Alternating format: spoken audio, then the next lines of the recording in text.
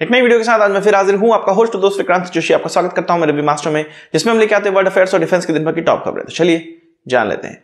अपनी सबसे पहली खबर की बात करेंगे तो डिफेंस मिनिस्ट्री के द्वारा बीईएल के साथ एक करार किया गया है, एक कॉन्ट्रैक्ट साइनिंग की गई है जिसमें कि प्रोजेक्ट हिमशक्ति सिस्टम खरीदा जा रहा है। असल में प्रोजेक्ट हिमशक्ति जो सिस्टम है वो इंटीग्रेटेड इलेक्ट्रॉनिक वॉरफेयर सिस्टम है, जिसके माध्यम से किसी भी एयरक्राफ्ट या अन्य एयरबॉर्न चीज को जैम किया जा सकता है, उसके इलेक्ट्रॉनिक को जैम किया जा सकता है, उसकी कम्युनिकेशन को जैम किया जा सकता है।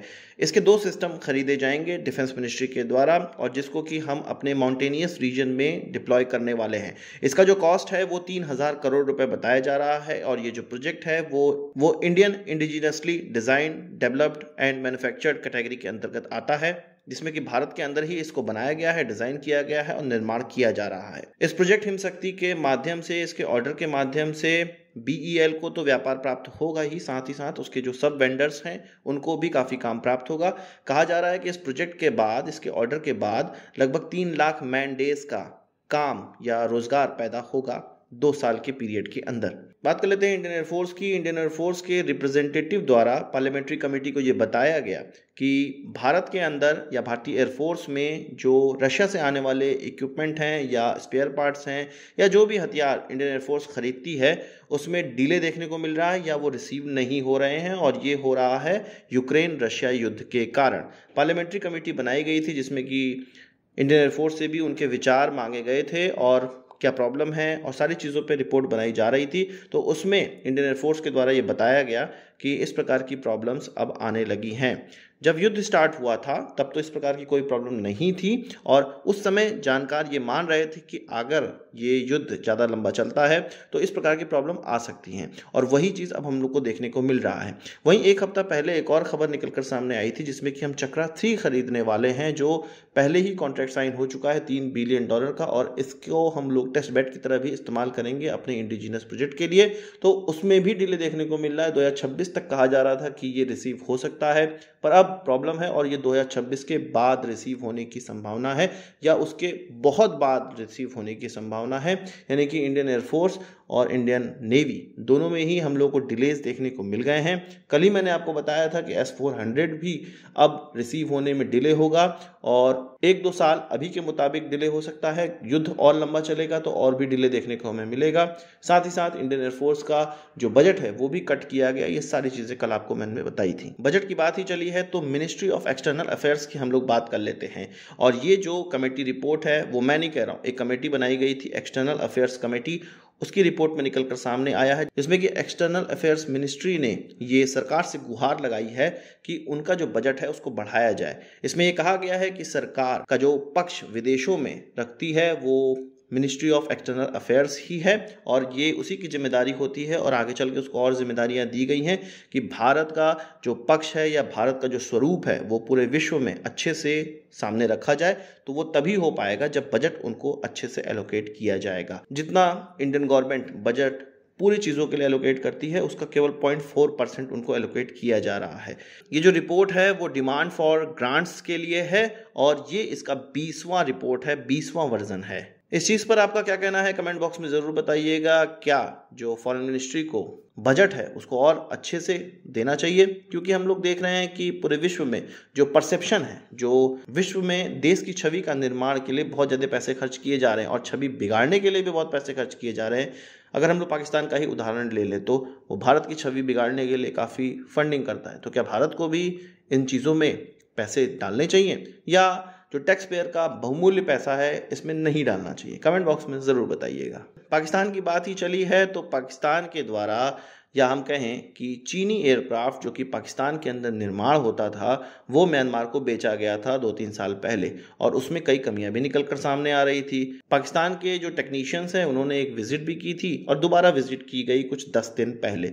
अब ये खबर आ रही है कि कुछ 11-12 जो एयरक्राफ्ट उन्होंने खरीदे हैं उसमें से 5-6 ही सही हो पाए हैं, बाकी और इस काबिल नहीं है जिनको कि सही किया जा सके, क्योंकि उनके एयरफ्रेम में कुछ सीरियस प्रॉब्लम है और उनको अब उड़ने योग्य नहीं माना जा रहा है, या उनको उड़ाने में भी बहुत ज़्यादा समय लग जाएगा।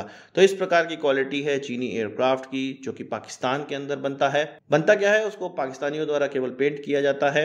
यही नहीं, म्यांमार इस खरीद से इतना फंसा हुआ महसूस कर रहा है कि उसने इस खरीद के बावजूद कुछ Su-30 भी खरीदे और कुछ अन्य एयरक्राफ्ट भी खरीदे, जिसमें कि कुछ सेकेंड हैंड एयरक्राफ्ट भी थे। बात चीन की ही चली है तो चीन के द्वारा बांग्लादेश को एक ऐसे प्रोजेक्ट के लिए प्रेस किया जा रहा है जिसको कि बांग्लादेश करना नहीं चाहता है और वो सोच रहा है कि ये वायबल नहीं है।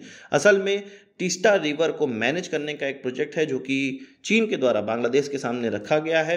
ये तीस्ता रिवर बहुत ज़्यादा फैली हुई है और जगह जगह यहाँ पे स्लज आ चुके हैं जो बांग्लादेश के अंदर बहती है भारत से होते हुए। तो इस स्लज को हटाकर इस रिवर की चौड़ाई को कम करके इसके फ्लो को तेज किया जा सकता है या फ्लो को दूर तक पहुंचाया जा सकता है छोटी छोटी नहरों के माध्यम से, जिस कॉन्ट्रैक्ट को चीन लेने का प्रयास कर रहा है। पर बांग्लादेश को ये लगता है कि इसको अगर हम लोग पतला करेंगे तो इससे इसके ऊपर जो रहने वाले लोग हैं, उनके वहाँ जो लोग हैं जो मछली मारा करते हैं, जो इसके आसपास अपना घर बसाए हुए हैं, उनका घर सीमित हो जाएगा, बहुत कम हो जाएगा, क्योंकि रिवर की जो चौड़ाई है वो बहुत कम हो जाएगी।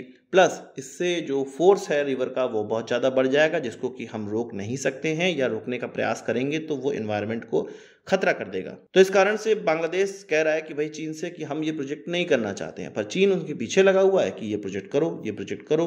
भारत और बांग्लादेश के बीच में तीस्ता रिवर का जो करार है, जो मसौदा है, वो अटका हुआ है। 2011 में ये मसौदा बना था, अभी तक ये साइन नहीं हो पाया है। जब तक ये साइन नहीं हो पा रहा है चीन बांग्लादेश के पीछे लगा ही रहेगा। इसके साइन होने के बाद ही चीन पर कोई लगाम लग सकती है, क्योंकि फिर वाटर का जो मैनेजमेंट है वो बांग्लादेश अच्छे से समझ जाएगा कि कितना उनको पानी मिल सकता है, क्योंकि जो पानी की मात्रा है वो 1999 के बाद लगातार उनके वहाँ कम होती चली जा रही है और उनके नॉर्दर्न इलाके में इसी से सिंचाई की जाती है और वहाँ पर सूखे की स्थिति आ जाती है, क्योंकि ये रिवर मैनेज नहीं है और भारत के साथ कोई भी करार उन्होंने साइन नहीं किया हुआ है।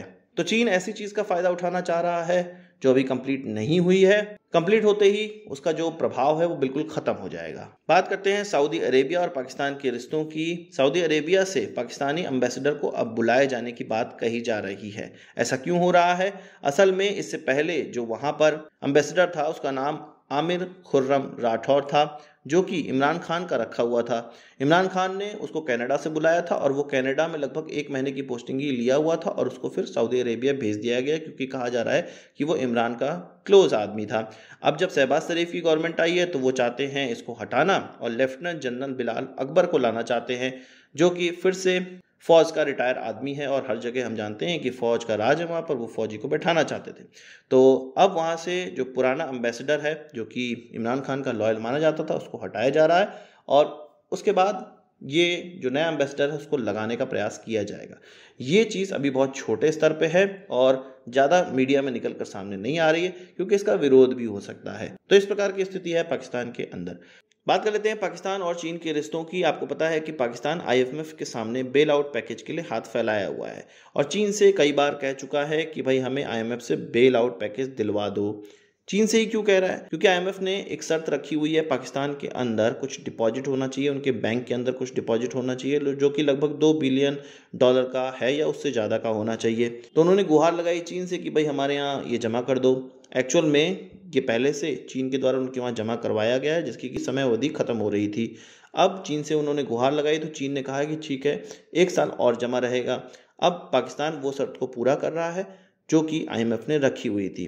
अब वो IMF के $1.1 बिलियन के लोन की तरफ देख रहा है, जिसकी की शर्तें उनको पूरा करने का प्रयास वो कर रहे हैं। इसमें से एक शर्तें चीन के द्वारा उनकी पूरे कर दी गई है। अब चीन भी मरता क्या ना करता, अगर वो पाकिस्तान को मरने के लिए छोड़ देगा तो भारत पर जो चीन नज़र रखे हुए है, घेरने का प्रयास कर रहा है, उसको वो कभी भी कंप्लीट नहीं कर पाएगा। श्रीलंका तो बैंकरप्ट हो ही चुका है, पाकिस्तान की बारी आ चुकी है। अगर पाकिस्तान को भी वो खो देता है तब चीन के पास कुछ बचेगा नहीं। वैसे भी IMF के लोन के बाद पाकिस्तान पर अलग प्रकार का शिकंजा कसा जाने लगेगा। चीन के लिए एक तरफ कुआं है तो एक तरफ खाई, मजबूरी में चीन को अपने पैसे पाकिस्तान पर लगाने ही पड़ रहे हैं। आज के इस वीडियो के लिए बस इतना ही। आशा करता हूँ वीडियो पसंद आया होगा। आपको एक बड़ा थम्स अप जरूर देंगे। इस वीडियो से मुझे सवाल सुझाव कमेंट बॉक्स में जरूर लाइएगा और यदि आपने हमारा चैनल सब्सक्राइब नहीं किया उसे भी कर लीजिए, क्योंकि हम इस प्रकार की वीडियो लाते रहते हैं। नमस्कार, थैंक यू, जय हिंद।